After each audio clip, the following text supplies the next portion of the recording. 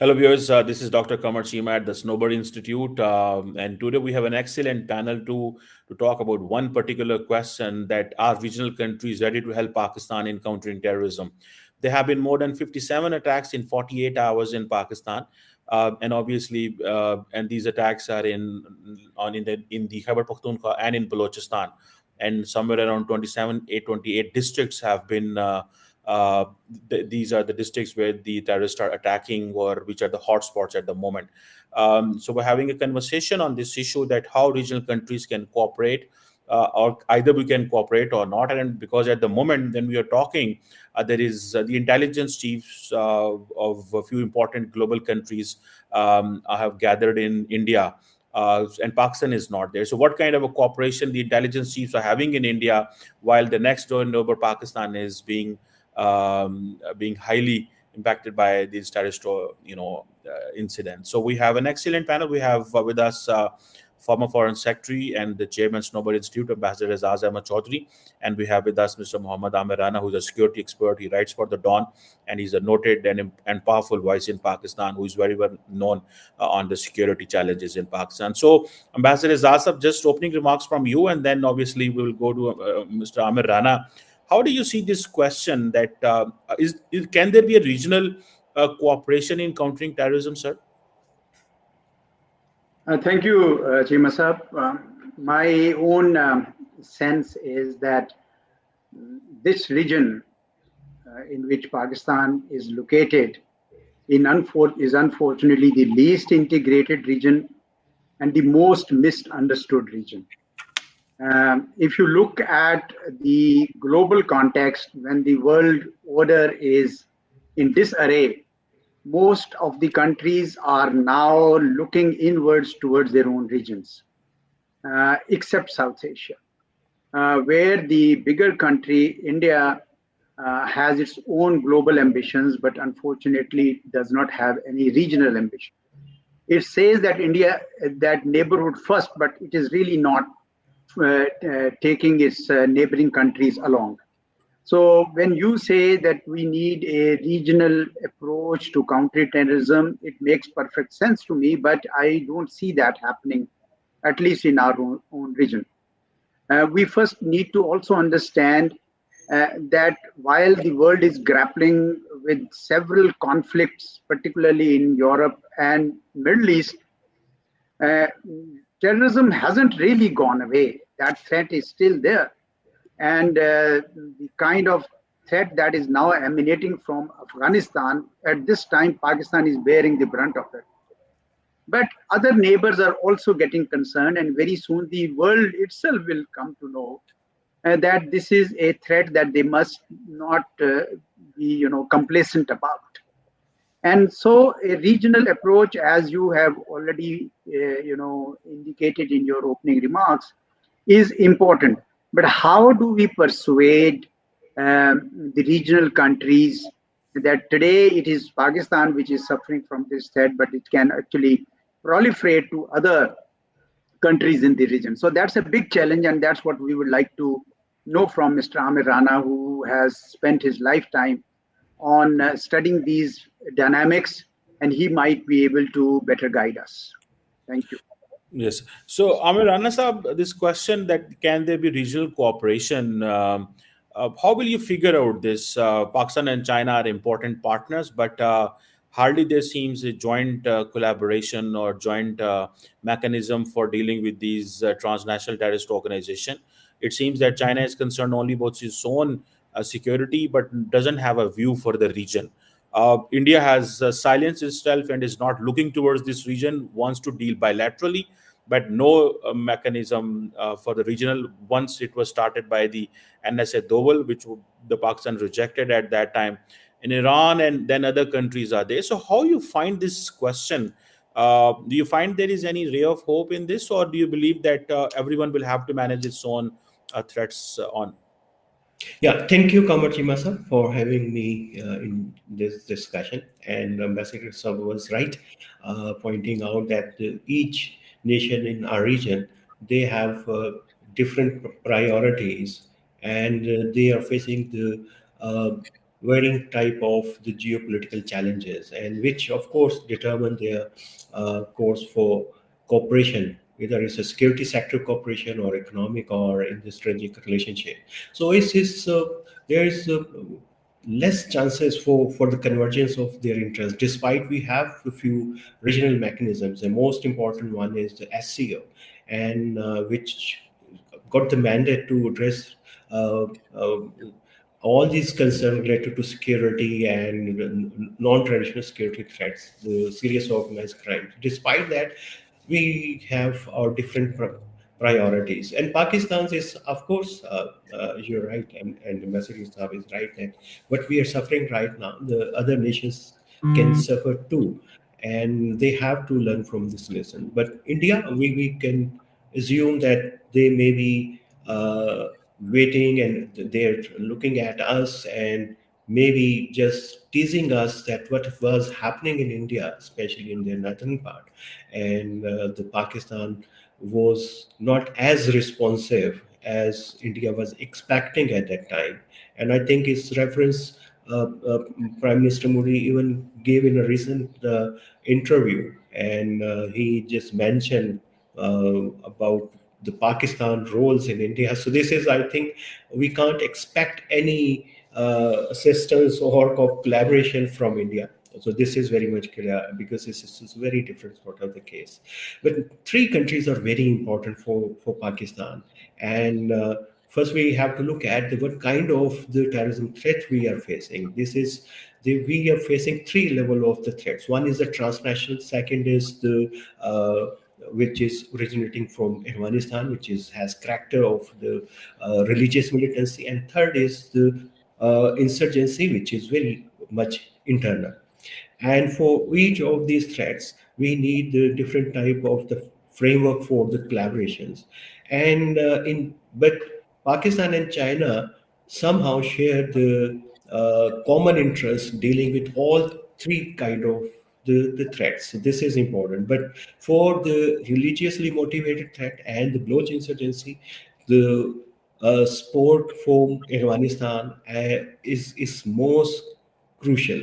And for typically addressing the Baloch insurgency issue, Iranian support is very critical. And even during the 70s, uh, uh, Pakistan and Iran had conducted the joint operation against the insurgents in Balochistan because they were posing equal level of the threat for the both countries.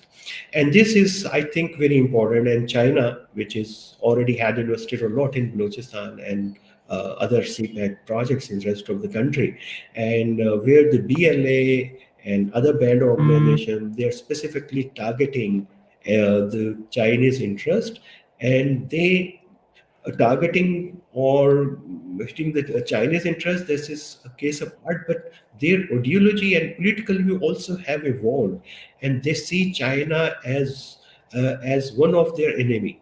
And this is, I think, a very interesting aspect because these Baloch insurgents, they always remain left-leaning organizations. They originated from the left ideology. And once there was a few groups, even the Murrays, they were inspired by, they were the Maoists basically, leaning. And they are not having the similar bond as the insurgents during the 70s had the some ideological bond with China. And this is quite ironic. And now, even claiming to be left, they have kept distance from China. And this is, maybe you may be watching what is China is doing in Myanmar, where it had somehow had, of course, this they have the strategic relationship with the military junta, but at the same time they had infiltrated within the left-leaning insurgents movements, the Chen movements, and now the China is offering uh, mm, the truce or the negotiation between the two parties in a country. So the Pakistan case is different, but of course, I think we have to see in the three contexts for each kind of the threat, what kind of the help we need from collaboration we need from our neighboring countries. We can discuss it later, but another crucial point is the Pakistan economy. And is it capable to or afford to a major military operation in Balochistan or in tribal areas, and how China can help Pakistan to navigate this kind of the problems. जी भाई साहब. So, Ambassador, if you can give me, if I can say this question, put a question to you. Is there a way, or can it happen that Pakistani Prime Minister picks up a telephone and calls Prime Minister Modi, "I need your cooperation in countering terrorism"? Do you think that there is a possibility of that? Do you think we should do this, or do you think that we should at domestic level, for example, I want to be very clear. At domestic level, we have been saying India is involved. India is involved. Are we giving the sufficient proofs to India that this is where we have got the proofs? This is a financial support you are giving. This is the logistical support you are giving, and you need to help us because somewhere even Prime Minister Modi may not know what's going on, but maybe the Indian deep state is involved. So Prime Minister Modi, I need your help. Do you think that Prime Minister of a country, because normally I have seen this, there is a silence at the federal government, or the Prime Minister or the Foreign Minister do not speak much on this. So do you think that we can talk directly, or we should talk? Because building up this narrative at home is fine, but not communicating at the right level, don't you think this is a deficiency? What would you say on this, sir? Chiru I subscribe to the theory that much of the threat that we face, its dynamics are external as well as internal, but the solutions are entirely internal. I am not as convinced as some of us are that the outsiders will come and help us to overcome the threat of terrorism. The first quantum of actions will have to be internal. And if they are in the right directions, the external actors will also come in and help. Now, people know that there is a strong feeling of deprivation in Balochistan, and it's a complicated story. This entire system of having A category areas and B category areas and the levies and the sardars, etc. So there's a big background to that. Now Pakistan has failed to handle it through its own governance mechanisms, and that's something that we have to fix ourselves. And only if we take the right steps, then the outsiders will come and help you. Because otherwise the outsiders will come, all right, we bring in our troops and we have our troops on ground. If we are to resolve it, okay.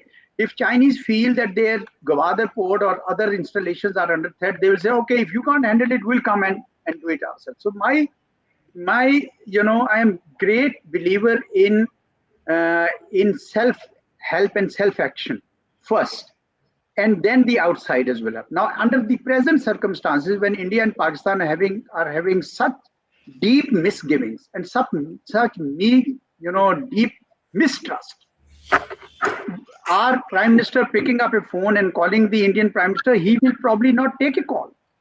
You remember 27 February 2019 when Prime Minister Imran Khan wanted to speak to Prime Minister Modi and he did not take the call. So, you have to prepare the grounds first, build up the trust with your neighbors, and then expect some help from them.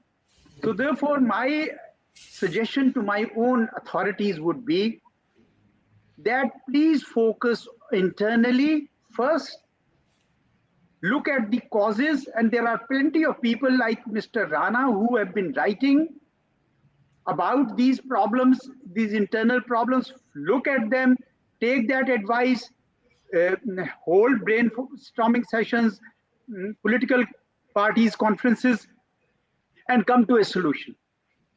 And part of that solution would be some kind of help from countries like China, Iran that you mentioned, Afghanistan, and India. Now, the three kinds of threats that Mr. Rana, pointed out in this whole spectrum: transnational, Afghanistan original, and internal insurgency. they need, a composite action, first internally and then with some external help. So I don't recommend that our Prime Minister should simply pick up the phone and call Prime Minister of India, because he will not take the call. We know for a fact that Indians are sponsoring Balochistan insurgency, even if the Indian media is not accepting it. I remember in the Rashtra University, I personally heard myself on a video that Mr. Ajit Doval said that we'll give to Pakistan in Balochistan what they are giving to us in Kashmir. This was 2014. Now we can see that it is happening actually. But the control of all the events is within us. It's our responsibility.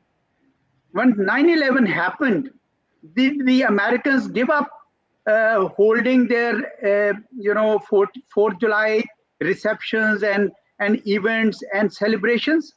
No, their life goes on because their own law enforcement authorities ensured that no outsiders will come and create trouble for us. So if Indians are supporting Baloch elements, I think it is up to us to control the dynamics inside. Nobody from outside will come and help. And once you make sure that nobody can do a thing here, you will see that BLA will lose its relevance, and its sponsors, financial sponsors, will also not find it money's worth to give it to them. That's my take on it. Okay. So, Rana Sahab, how do you see Iran as a country? We have been hearing from few sources in Pakistan, or sometimes there have been an open conversation that this Balochistan insurgency has some sort of relevance with the Iran, because there are some tribes, Baloch tribes, who are on the other side of the border. So they go and they hide. And if you remember last time, there was some issue between Pakistan and Iran, and the Pakistan did strike in Iran, and those were the Iranian authorities did accept that these are non-Iranians who were targeted. So how Pakistan and Iran can cooperate? Because at the end of the day, we share a long border, and you can also mention if what concerns the Iranians share with us, or what reservation they have with us. So on this question of counter-terrorism. Thank you, Chiva. And I think this is a little complex, talking about the Iranian Pakistan's common security challenges and how it became complicated over time. And when I was referring to the 70s joint operation against the Baloch insurgents, both by Iran and Pakistan, so at that time, it was common enemy was very clear, and Baloch insurgents, and even at that time was talking about the greater Balochistan, comprising on the Sistan's few districts, which is Baloch dominated, and few districts in Afghanistan. So this was the context at that time, and even the Baloch insurgents groups subscribes to the similar ideology and the political view that eventually they have to create the greater Balochistan, and which will have the districts from Iranian Sistan Balochistan province as well. But what happened over the time that the few Islamist groups emerged within Iranian Sistan Balochistan, and initially it was the Jandullah Abdul Malik Rigi, and he had very clear support from Western countries, and even is acknowledged by the few, even including the US think tanks, that they got this. He got the support from Western countries, and he was regular visitor of the foreign embassies here in Islamabad before launching his movement. And he was also had developed the connection with the Arabian few Gulf states, including Saudi Arabia. And after, when Iran eliminated this group, another group emerged, which is called the Jaish al-Adal. And the profile of this group is also very interesting because of their linkages this time with more Gulf-based countries. And their leaders and their members often visit Gulf countries. So this is, I think, complicated. And Iranian view, you know that about the Gulf, And in Iran, we know that it has the proxies all over the Middle East, and maybe one of two countries, Gulf countries, they try to sport some proxies, anti-Iranian proxies in Balochistan, Sistan, and which they had bases in Pakistan. So if you recall, when the Imran Khan had visited first to Iran, even the issue was being highlighted, and it has basically triggered the um, differences between the military brass at that time and to Imran Khan. And it's a long story, we're not going into detail and how it had taken the ugly turns in civil military relations. So this is complicated, and again, Iran starts supporting the Baloch insurgents movement. And there is a on ground evidence are available, especially in the districts of Balida and where the people, and even in Panjgur, the people know that these insurgents, they are hiding, their families are living in the Iranian side. And the issue only remain either they are providing them the training as well or not. But this is clear that they are using Iranian soil as the hideouts.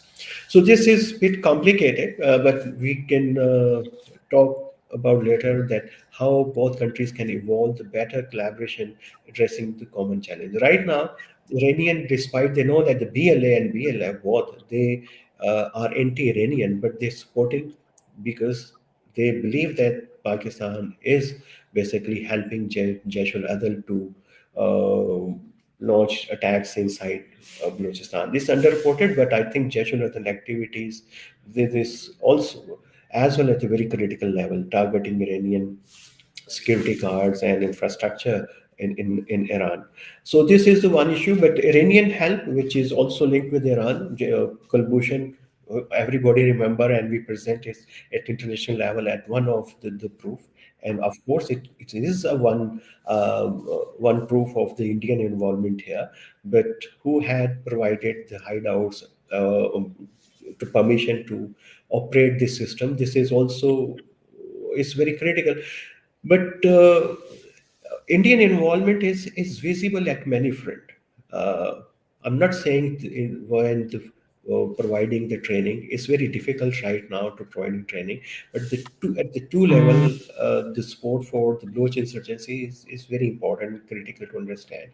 And if you look at the recent strategy announced by the BLA, is say that they will launch a global campaign, diplomatic campaign to get their insurgency and right to fight international recognition on the similar pattern as the Kurds had did.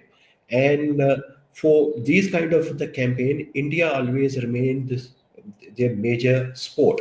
If you may recall, this few years back, the Baloch diaspora, which inclined towards the separatist tendencies, they had launched a massive campaign against Pakistan and the support of the Balochistan freedom. And it was openly supported by the Indian high commissions or the Indian nationals or the organization funded by the Indian organization. So this, in my view, this challenge is also very important. It has regional and uh, global dynamics. The challenge that Pakistan need to face and to counter.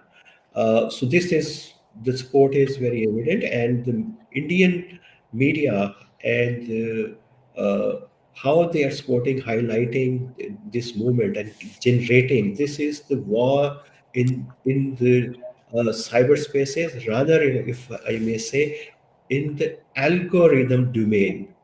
And right now, the Balochistan insurgency algorithm is controlled by India. All social media, international media campaigns, if you look at, is algorithm is quietly turning in the favor of the Baloch insurgents. So Pakistan may be also facing this challenge. And rest of the issues, we know that we or dimension, internal dimension of this conflict. Originally, they are Baloch insurgency and TTP. They are internal issues, and we need to review our strategy. In both of our strategy, the political component is missing, and this is missing from, at least in the Balochistan case, is missing from day one, despite the national action plan talk about reconciliation Balochistan, but we haven't paid attention on this at all. So this is, I think, the how the security institution view Balochistan is problem. This is needed to be completely reviewed and transformed. And even in the case of Balochistan, Afghanistan is key in terrorism and the security problem, and we need to evolve an approach that through which we can engage Afghanistan, not to we create the confrontation and to uh, and if we will do that, we will push them to the wall. And what they will do in response? They got the TTP and they got the NATO weapons to provide to BLA and other groups. The Al Qaeda and I is still there. ISK though is posing an equal level of the threat for the Taliban and for Pakistan, but if they allow ISK to flourish in their eastern districts, the provinces, so to whom the ISK we will target? Of course, the Pakistan. So, in my view, in terms of the collaboration, Afghanistan is important, but China is important not in terms of the providing the any operational support, but I think they understand the Pakistan economic position, and one important assistance Pakistan uh, needs now and desperately needs now the better surveillance technologies and equipments. And somehow it may be we like it or not, but China has developed the uh, better network or the capabilities to gather and process intelligence about the security threats happening in the region. And Pakistan need the mutual intelligence sharing with China. Pakistan, maybe we think that we still ahead of China in collecting, processing the intelligence in about the regional context, regional conflicts. But I think the China's capabilities are more is far ahead from Pakistan now. So this is collaborations. The one is the financial cost. Second is the intelligence cooperation. Second is the surveillance equipments, and third is the intelligence sharing which we need from China. I think Yeah, yeah, sir. yeah. Can I make two comments and then Yeah. also ask a question from Rana Sahab? Mhm. Just to add to what he was saying, I remember when I was some years ago, I used to go to Geneva very regularly. I would see those buses having free Baluchistan.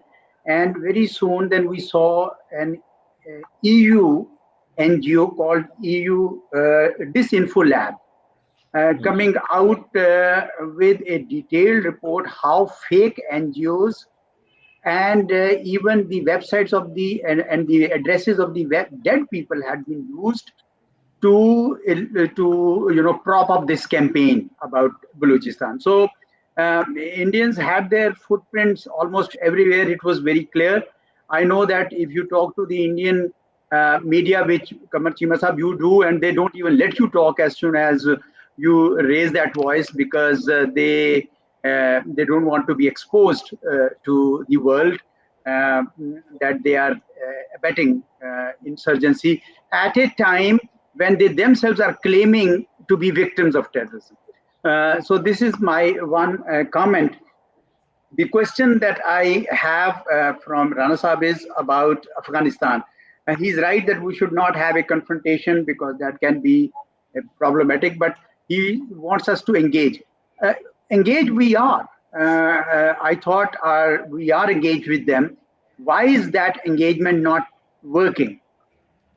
So I think it's multiple factors, but uh, Pakistan side was little impatient to about Afghanistan, because we not only had the problem of the TTP, and by the way, this was on low our priority when the Taliban took over Afghanistan, and at that time, the few other issues were very important for in the context of the uh, regional geoeconomic collaborations, and for safeguarding the border security was the second major uh, priorities. There were a few others, which, of course, with the passage of time, it will be revealed. But the TTP was not on the top at that time. And we had the perception that when the Taliban will come into power and they will help us to address this issue, and uh,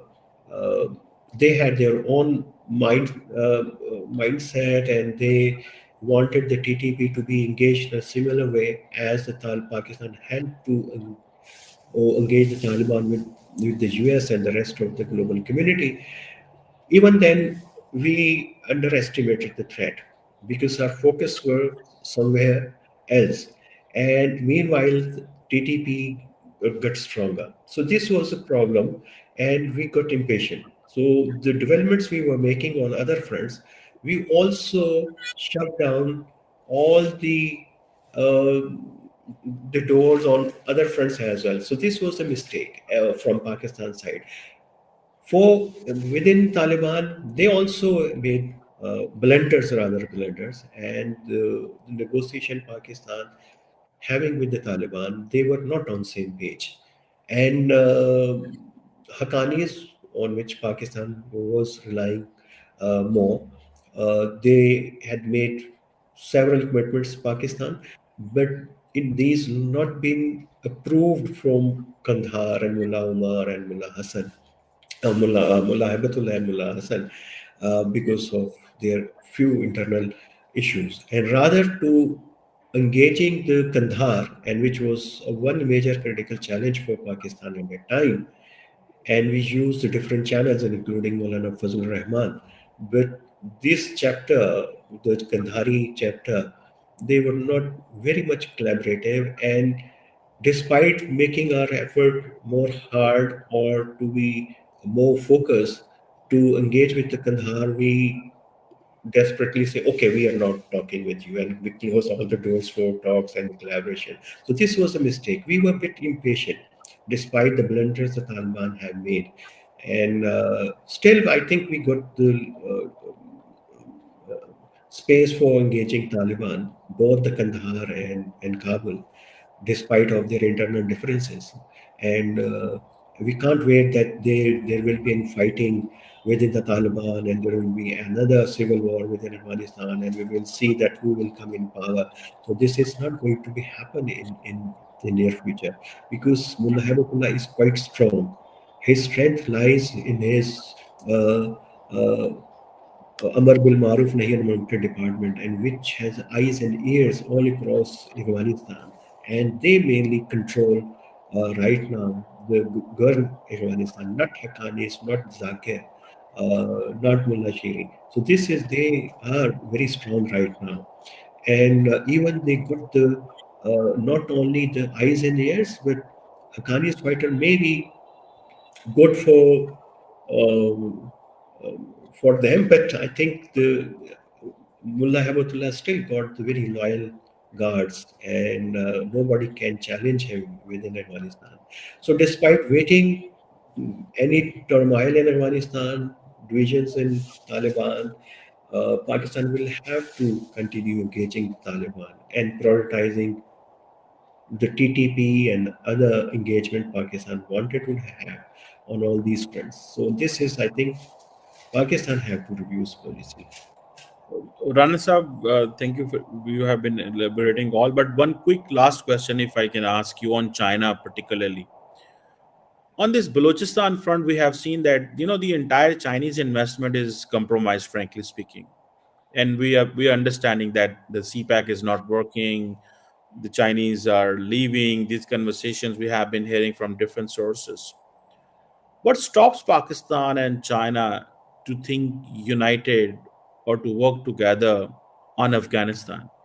Uh, this is a question many Pakistanis may be thinking that what is in Chinese approach on this? They do want to do everything unilaterally, single-handedly, or they don't want to get into this direct Pakistan-Afghanistan issue or with the militants. They don't want to engage with those. So, what's the mindset of the Chinese on this? That they have seen that Pakistan is fighting this militant organization, but the Pakistan and China do not have a joint proposal for Afghan Taliban. So why is that so? Or do you think that is the way? Yeah, to be frank, the both China and Pakistan have the very different priorities about Afghanistan and region. China doesn't want any conflict in its neighborhood, and they are not willing to have the crisis in Afghanistan again. They wanted to give the Taliban a chance and fair chance, not only for a few months or few years, and to whom they can engage. And Taliban somehow they have developed good relation with China and helping them a lot while constructing the Wakhanwa corridor by itself and providing the Afghan nationality to all the Wakhis, which is Pakistan had missed a chance, and 70 years Pakistan had got.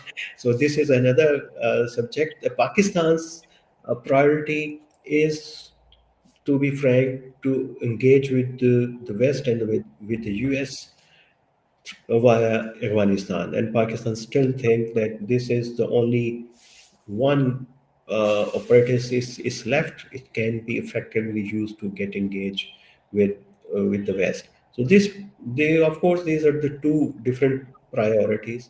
One side wanted the complete absence of violence, conflict in its neighborhood. Others maybe have the different priorities. Hmm. Vesab, I think we should conclude the discussion. If you have any point to make or any comment to I make. think this is such an interesting subject that interesting, but also sad and grim. There were yet another dimension that Chimasab, you have highlighted in some of your podcasts, the killings in Pakistan. You know, the Yes. recent killing of Abu Qatal, Sindhi, and before that Mohammad Riaz and Shai Latif, and so many target killings being sponsored most probably by India. They don't acknowledge it, but looks like that they are the ones who are after it. And also, in at least in two cases, the government of Pakistan announced that it has full proof. I wish they would share that proof completely with the whole world to see. But that's one side that we haven't really mentioned in this. But I am struck by the last comment that Rana Sahab has made on the priorities that Pakistan has and China has with in Afghanistan, and the difference of the two. Mm, uh, I honestly would want to know what is our overall priorities in relations with Afghanistan. Um, what kind of country what kind of relationship do we want? I mean, the bigger relationship, not just terrorism related. I thought we would want to have a friendly Afghanistan. We want to have a, an independent, sovereign Afghanistan, which should run its own affairs, which should have nothing to do with Pakistan except for interstate conduct, I mean, relations. Other than that, we should have nothing to do with that. But am I right? Is it an answer? Why should we co-opt or get help from the West to fix some things in Afghanistan, or cooperate with China to fix something in Afghanistan? It's an independent country and should should live an independent and sovereign life as as per the desire of the people. Jan sir, can you guide us on this a little bit? Absolutely, they got all the rights to be a sovereign country, and Pakistan. What Pakistan is a friendly Afghanistan, but how we define a friendly country. So this is the issue. The friendly country that they, at least on certain geo-economic, geopolitical related issues, they get our advice. So, but they were not expecting that the Taliban will uh, react in that way, and they will be choose their own path. So this is the, I think, uh, mainly issues arise at a time. But in future, I think it will take time. The both countries, Afghanistan is not going anywhere because it's a neighbor, and we will have to eventually adopt a very rational and pragmatic approach about Afghanistan, and it will take time. Right now, we are still in the hangover of the NATO post-NATO exit scenario, and we still got the leadership who was engaged in all these negotiation with America, with US, or the conflict. So whole generation is here. So it will take time to all these things will get rationalized because both countries have no other way except to cooperate or collaborate. And we can't anticipate the scenarios which we had during the 70s and 80s, and neither Afghanistan can afford it. So this is eventually thing will happen, but a real concern is, so until we got this realized and things will get on its rational way, uh, Pakistan will and can suffer a lot on the terrorism fronts, and can its affect or geopolitical, geoeconomic advantages. So this is a bit critical. I think as lower as we get realize that what is in the best interest of the country, it would be better for Pakistan and Afghanistan. Hmm. Anyhow, thank you very much for your comments. It was a very enlightening discussion by Rana Saab. All the points you made, they were relevant. And thank you very much, Ambassador Azam Chot Saab, and thank you, viewers, for listening this sober conversation. Thank you, sir. Thank you. Thank you. Nice talking.